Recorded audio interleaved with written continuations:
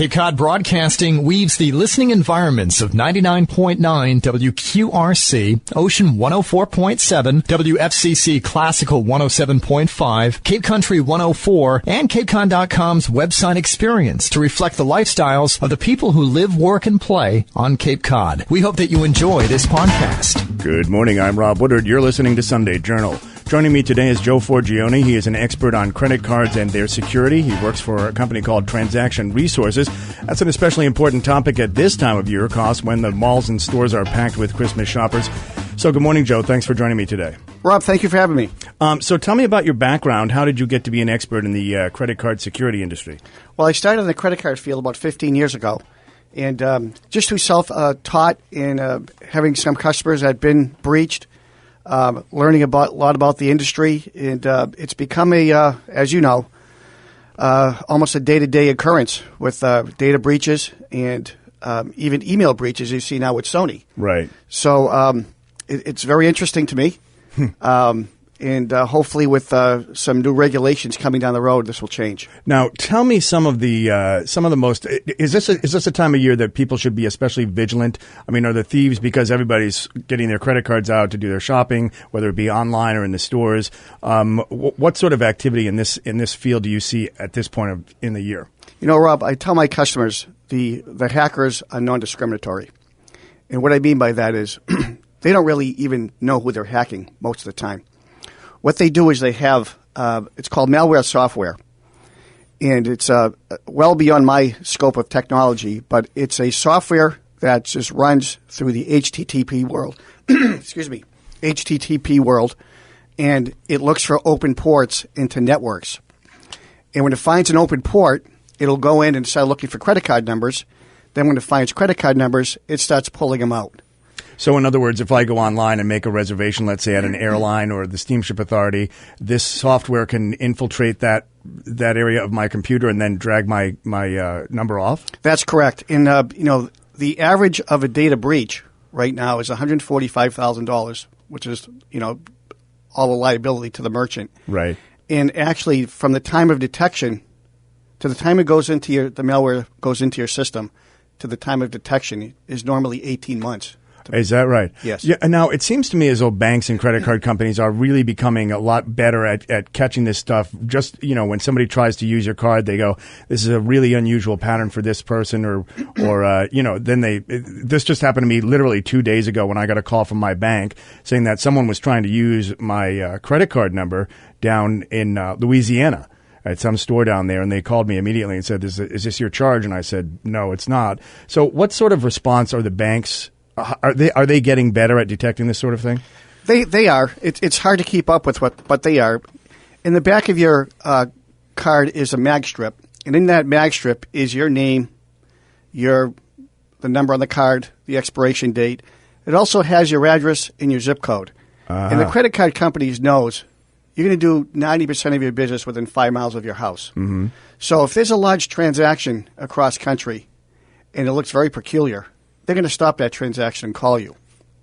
But these calls happen every day. Right. It's not, you only hear about the big Home Depots or the Targets that get breaches, but the mom and pop places get breached on a daily basis. In fact, they're more liable because they don't have the technology or the resources to make themselves secure. Now, what about, let's say, a sandwich shop up on Main Street, Hyannis here, maybe we need to go a little higher end than that.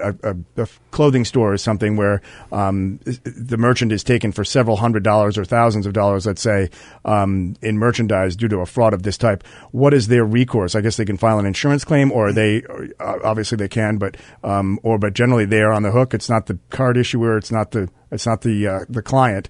It's the merchant. Well, let's even take it a little bit closer to home and to a real case. Dairy Queen up in Yarmouth was breached the whole month of August. That's right, yes. And when I went by this week or last week, I think it's a different sign now. I'm not sure if it's a Dairy Queen anymore. Right. So I don't know if they went out of business or not, and if they didn't, please forgive me. But merchants are not responsible for any fraud. I'm sorry, the cardholders are not responsible for any fraud. Mm-hmm. So they'll be reimbursed of any charges that are on the card that are fraudulent.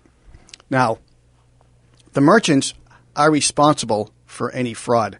However, if they are PCI compliant, and this is a requirement that went in about 9 years ago, and basically Visa, MasterCard, American Express, and Discover said, for you to take credit cards, you have to be PCI compliant. It's a requirement that all the card holders – I'm sorry, I can take that out too. It's a requirement that all the card industry, Visa, MasterCard, American Express, and Discover came up with for different requirements for merchants to become compliant. And if you're not compliant and you get breached, you're responsible for anything that's charged on the cards. You're responsible for replacing all the cards. Visa and MasterCard will come in and do a forensic investigation. You're going to be responsible for that as well. So that can be, obviously, when you're talking about somebody like on the scale of a Home Depot or one of these large chains, that could amount to millions of dollars. I would yes.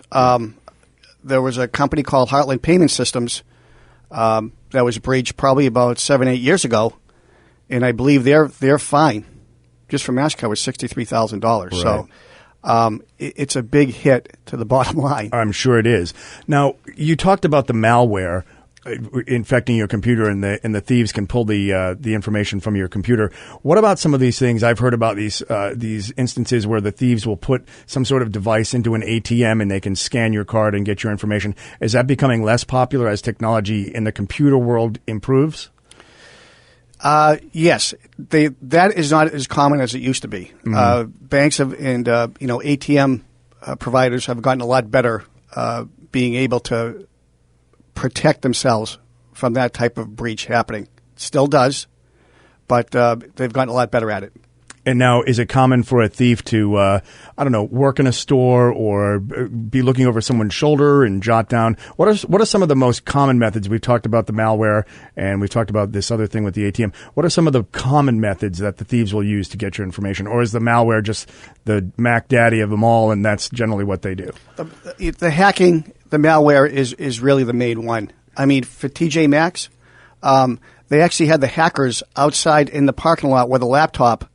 As people were putting their credit cards through the point-of-sale systems, they were popping up right in their laptops. No kidding. So it's they're very sophisticated, and the funny thing about them is they're all very young. Right. They've got to be tech savvy, right? Tech savvy. These kids have been in front of playing video games since the time they're crawling, and they just become so computer savvy. The TJ Maxx, that those kids, they're in their 20s. I'm talking with Joe Forgione. He is an expert on credit and credit cards and their security, especially important at this time of year. So, Joe, what are some of the things that consumers can do to protect themselves? Number one, become compliant. And what that requires is it's a two-step process, and it doesn't matter who you... This is for the consumer or the merchant? The merchant. Okay. It doesn't matter who you process with. You have to do it. There's no PCI police walking the streets, so no one's going to beat you over the head if you don't do it. But if you don't do it and you get breached, you're totally liable for all the fraud. If you're taking a credit card over an IP connection, either being a point of sale system or a credit card terminal, it's a two-step process. And step one is you go online through the PCI company. And Visa and MasterCard certified about 50 different companies that allow merchants to get scanned. And what I mean by that is all these credit card processors out there, we partner up with one of them. And we direct them to go to their website and say, you're going to take a questionnaire. That's step number one. Step number two is if you're going through an IP connection, you have to get scanned. So what they do is they're going to ask the merchant for their HTTP address. Their web address. Yes. And then in the middle of the night, they're going to try to hack into your system. Mm-hmm. So if they get into your system, and it's usually about 50-50 that they do, they're going to tell you which ports they went through. They're going to tell you if you went through a firewall. And then at that point, you really should make the necessary corrections. Right. And you're not just talking about for the larger commercial operations. You're talking about everybody from the ice cream shop to the sandwich place to the small diner. That's correct. Right. Anybody that takes credit cards has to be compliant. So once you get that corrected, you would call your scan company back, and then they would scan you again. Then at that point, if they could not get in, they would send you an email saying you are now PCI compliant, and they're going to send that compliance to Visa, MasterCard, American Express, and Discover. And without the PCI compliance, then you probably will not be approved for That's to accept correct. those cards? That's correct. Because if you do get breached, and Visa and MasterCard come in and they determine that you are still compliant, you are considered to be in the safe harbor, meaning that you would not be responsible for anything charged on the cards. You wouldn't be responsible for replacing the cards, and you would not be responsible for the forensic investigation. Right. And so and we were discussing earlier that there's a time period that all businesses are supposed to be compliant with this requirement? You should do it once a year. Yeah. So if you sign up for credit cards January 1st of 2014, that certificate expires 1 year from then. Okay. And what are some of the things that consumers can do to protect themselves? You know, grandma wants to go out and buy little Jimmy a sweater with her credit card at some store. Obviously keep it close to you and Yep. They're making wallets now where inside the flap of the wallet where you put your credit card, it's almost like a aluminum casing over it where hackers can't go in. I mean, they could actually have a device. You can put it right on your iPhone, or you can put it next to a pocketbook or a wallet, and it can pick up the numbers out of your wallet or pocketbook. Is that right? Yes. So one thing is they're starting to make these wallets now where it's almost like an aluminum type foil in the slots of where you put your credit cards, where it can't pick up That's the just numbers. amazing. It's amazing to me that those sorts of devices are even legal. Yeah. I mean, they're not being used for legitimate purposes, clearly. But I guess that's a discussion for another And some day. of the banks now are also making the sleeves where you put your credit cards in, like a debit card with a sleeve, where you can't pick up the numbers off of that as well. The other thing people should do is always look at your credit card bill. Yep. Always look at your credit card bill. I mean, it's amazing how people go for months and don't look at it, and all of a sudden they realize their balance, and they look back to, okay, wait a second, this was a fraudulent transaction from 3, 4, 5 months ago. So always take a look at your bill. Right. And never let the card out of your hand. Right. And so should you be worried? I guess you should be worried about everybody, it sounds like. But what sort of instances of credit card theft are you seeing from somebody who actually, let's say, works at a Walmart and takes your car and surreptitiously gets the information off it? Is that something that happens frequently? It doesn't, it really doesn't happen that frequently. It does. It happens more in restaurants, particularly in seasonal areas like ours. Yep. And what happens is some of the restaurant staffs who are not from the area, they'll have a skimmer in their hand, which is something where it's handheld, and you would just slide the card right through the skimmer, picks up the credit card numbers, they download it back to their laptop. Right, and they do that 20, 25 times a day. Right. So, normally what happens, particularly in credit card companies really look at seasonal areas for this type of action because it's quite common. Florida, it happens here. Yeah. Because sometimes when the seasonal workers, they're Who gone in knows where they're September, from? Right. You never see them again. Right. And they're off to the next resort doing the same thing. Right, and maybe even somebody here on a visa or something from some other country that's very hard to track that person down. So in large box stores, the security cameras are pretty good of catching stuff like that. But again, the restaurants that hire seasonal workers, it happens. So the bottom line I'm getting here, Joe, is just use cash. No, I wouldn't say that. I wouldn't have a job. No, I'm kidding about that. And now getting back to the specific Christmas season, and you say there are equal opportunity thieves throughout the year, but because of the level of transactions that are inherently increased during this time of the year, is there more fraud activity? Again, it's always out there. Right. I wouldn't say there's more. I wouldn't say there's less. Mm-hmm. They're just out there looking to get as many credit card numbers as possible. And if you notice over the last 6 months, there seems to be a lot more breaches. Yeah. And part of that, people are saying, is because the EMV is coming next year, which is going to make it a lot harder for hackers to get full credit card numbers. Now, again, we were discussing this area earlier. We just have a few minutes left. Can you quickly describe that system, which is designed to even further thwart the activity of these thieves? Sure.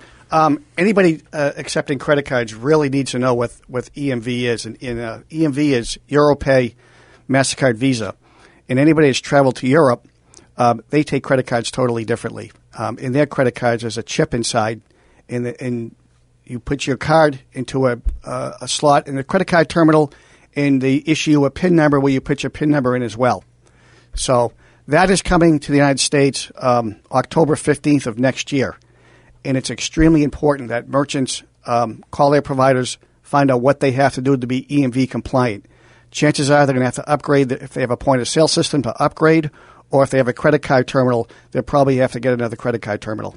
And what sort of an expense are you talking about here? They're under $500. Oh, so credit card terminals. Nothing major, but still a significant amount of money. In point-of-sale systems, some of the upgrades could be thousands of dollars. Right. Okay. Well, anything else you want to impart to our listeners this morning about their credit cards and the security of those cards? Keep them close. Make sure they don't leave your hands, and check your bills. All right. Thanks so much for being with me today, Joe. Today I was with Joe Forgione. He is an expert on credit cards and their security, and especially important at this time of the year. He also works for Transaction Resources. They are a credit card company. And you are listening to Sunday Journal. I'm Rob Woodard. This podcast is a presentation of Cape Cod Broadcasting, which is solely responsible for its content. Thank you for listening. For more information, please visit us at capecodbroadcasting.com.